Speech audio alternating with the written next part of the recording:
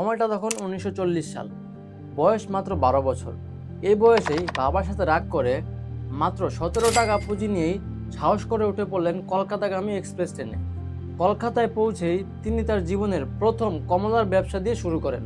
1 মাসের মধ্যেই সে তার এই ছোট্ট কমলার ব্যবসা থেকেই প্রায় মূলধন 300 টাকার মতো গুছিয়ে ফেলল এবং কলকাতায় প্রায় কয়েক ধরনের ছোটখাটো ব্যবসা করার পর তিনি প্রায় 8,000 টাকার মতো জমিয়ে ফেললেন এবং সে 8,000 টাকা পুঁজি নিয়েই সে গ্রামে ফিরে আসলেন। গ্রামে এসে সে তামাকের ব্যবসা শুরু করলেন। আস্তে আস্তে 1952 সালে তিনি তার নিজের নামে একটা মুদির দোকান দেন এবং সাথে তার বিড়ির ব্যবসাও চলতে থাকে।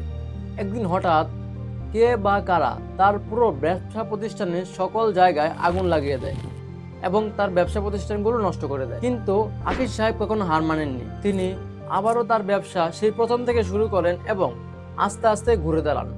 হয়তো সেই 12 বছরের ছোট্ট বাচ্চাটাও জানতো না যে তিনি একদিন হয়ে উঠবেন বাংলাদেশের শীর্ষ শিল্পপতি এবং ধনী একজন ব্যবসায়ী, আকিজ উদ্দিন।